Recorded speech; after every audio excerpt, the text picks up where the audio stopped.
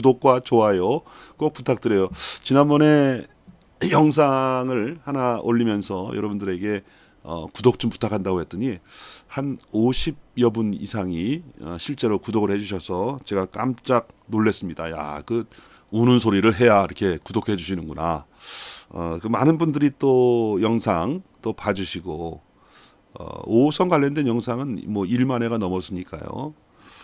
그런데 아직 많이 부족합니다. 여러분들 아직까지 구독 안 하셨다면 구독 부탁드립니다. 구독한다 해서 무슨 돈 나가는 것도 아니고 요금 빠져나가는 것도 아닙니다. 그냥 저와 연결고리가 하나 이렇게 만들어졌다 이렇게 생각하시면 될 것 같습니다. 유정복 인천시장 당선 1주년 해서 좀 기자회견도 갖고 또 비전 선포식도 갖고 그런 것 같은데 지금 뭐 1년을 돌아오면서 좀 앞으로의 남은 3년에 대한 어떤 계획을 밝히기도 했습니다. 유정복 인천시장 수도권 매립지 임기 내 해결하겠다 이렇게 이제 발표를 했는데 이제 가장 큰 현안이 수도권 매립지 뭐 해결일 겁니다. 본인이 이제 민선 6기 때 사자협의를 통해서 이 수도권 매립지 2016년에 종료되어 있는 것들을 좀 연장하면서 성과라고 하는 것은 뭐 매립지의 면허권을 가져온 거죠.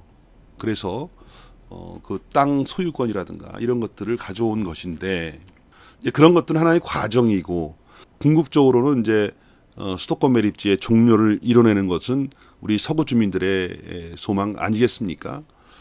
이제 그런데 임기 내 해결하겠다 뭐 이런 이제 발표라든가 이런 자기 어떤 소회라든가 이런 것들보다도 우리 주민들은 뭐 시민단체들도 이제 말뿐만 아니라 구체적으로 실현할 수 있는 그런 단계가 구체화돼야 된다. 뭐 이런 이제 주장을 하고 있는 것이죠. 이제 유정복 시장이 임기 내 해결할 수 있다고 자신하는 두 가지는 뭐냐면 서울 경기가 합의 시에 짧은 기간에 대체 매립지 조성이 가능하다. 뭐 그동안에 뭐 경기도 김동연 지사하고 오세훈 시장하고도 정기적으로 뭐 만나왔고 이 사람들이 합의를 할 경우에 이제 대체 매립지라는 것이 이제 과거에는 지금 직매립을 하기 때문에 상당히 많은 넓은 지역이 필요했지만 향후에 그 잔재물 소각 후 잔재물만 매립을 하게 되면 그렇게 넓은 지역이 필요 없기 때문에 합의만 되면 짧은 기간 내에 대체 매립지 조성이 가능하다. 그러니까 민선 7기에 우리 박남춘 인천시장 같은 경우는 말이죠. 서울, 경기, 인천 뭐 대규모 매립장 이거는 이제 시대에 맞지 않다. 그래서 영흥도에 자체 매립지를 마련하는데 전력을 했는데 이 민선 8기에 와서 유정복 시장 경우에는 그것은 다른 용도로 사용을 하고 광역 매립장을 추진하는 데 전력을 하고 있지만 그건 인천시만의 어떤 노력으로 되는 것이 아니라 경기도와 서울시의 협조가 필요하고 그들의 노력이 필요하다. 일단 인천시는 그동안에 수도권 매립지를 담당해 왔기 때문에 뭐 그 광역 매립장이 인천시에 오는 것은 일단 안 된다고 생각하겠죠. 그 서울시 같은 경우는 뭐 수도권 가운데에 박혀 있기 때문에 뭐 땅이 없다, 부지가 없다 이렇게 빠지는 것이고 그럼 결국은 경기도에서 이 광역 그 매립장을 감당을 해내야 되는데 아시다시피 지난 대선 전후로 해서 말이죠. 충분히 가능하다 이런 이제 마치 발표만 남은 것처럼 얘기가 됐습니다만 지금은 이제 그 이하로 쏙 들어가지 않습니까? 그 대선 지난 바로 지나서는 지방선거가 있었고 또 당장 내년도에는 또 총선이 있지 않습니까? 그게 당장 이렇게 쉽게 이게 될 것인가? 이것은 의문이 남는 것이죠. 아무리 경기도지사나 서울시장, 인천시장이 합의를 했다 하더라도 광역시장의 산하에는 기초자치단체가 있는데 그 자치구란 말입니다. 그 자치구에서 반대할 경우 그럼 그것을 가능할 것인가 이런 문제도 있다는 것이죠. 그렇기 때문에 이걸 너무 단순하게 뭐 서울 경기가 합의할 경우에 조정이 가능하다. 이렇게 너무 낙관적으로 보는 것이 아닌가 이렇게 생각이 드는 이유입니다. 당장에 오세훈 시장은 국정감사 이런 데서 나와서 얘기할 때 전혀 유정복 시장이 원하는 그런 대답을 내놓지 않고 있지 않습니까? 서울시는 폐기물을 처리해야 되는 그런 입장에서 지금 현재의 매립장을 좀 고수하는 듯한 그런 입장을 보이고 있는 것이죠.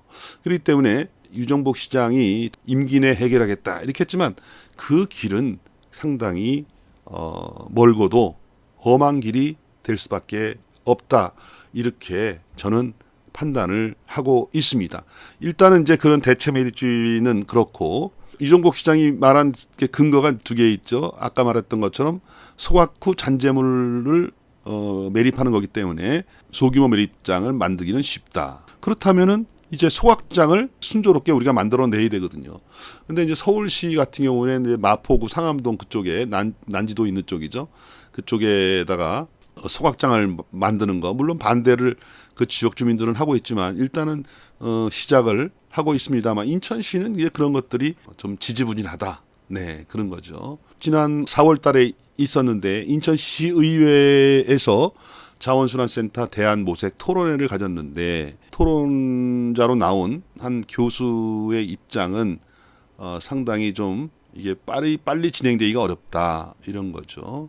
일단은 서부권, 중구, 동구 주민 반발에 이제 부딪혔고 북부권, 서구와 강화 지금 청라에 소각장이 있습니다만 이거를 내구 연한이 다 해서 이거를 폐기하고 이제 새로 어디 입지를 선정해서 소각장을 만든다고 이렇게 하고 있습니다만 그 과정이 지금 만만치가 않다. 지금 연구 용역 중이죠.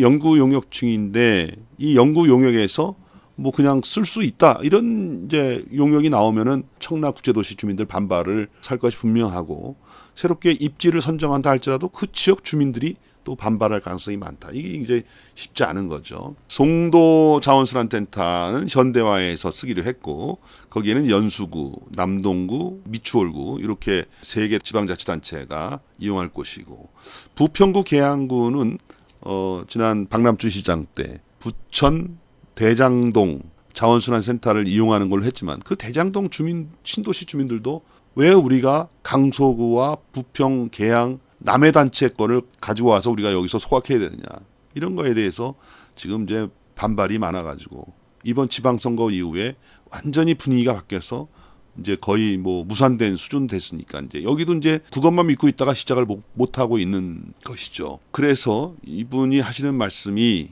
이제 입지 선정에 필요한 정부의 타당성 조사와 전략 환경 영향 평가 절차만 해도 빨라도 1년이 걸리고 기본 실시 설계 1년에서 1년 6개월 또 소각시설 시운전을 포함한 시공기간은 최소 3년이 필요하다. 지금 당장 모든 것이 결정돼 있고 바로 시작할 수 있는 그 조건이 됐다 하더라도 직매립이 금지되는 이제 2026년 그 안에 이 인천시에서 이 소각시설이 준비되는 것은 사실상 어렵다는 것이 이날 토론의 결과였죠. 시간표를 못 지킨다 이런 거였죠. 그러면 이제 유정복 시장이 추구하는 광역 매립장 이제 3개 시도가 이용하는 광역 매립장은 그러면 잘 진행될까?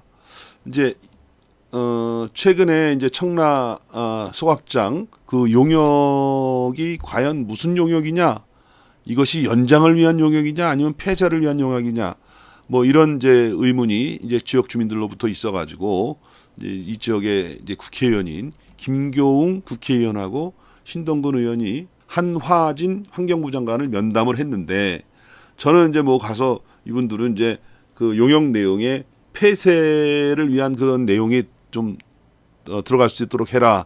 그리고 또 수도권 매립지 종료 이거에 대해서 신경을 써라 이렇게 얘기했는데 한화진 환경부 장관은 이렇게 답변을 했는데 그 답변 내용이 상당히 좀 흥미가 있었습니다.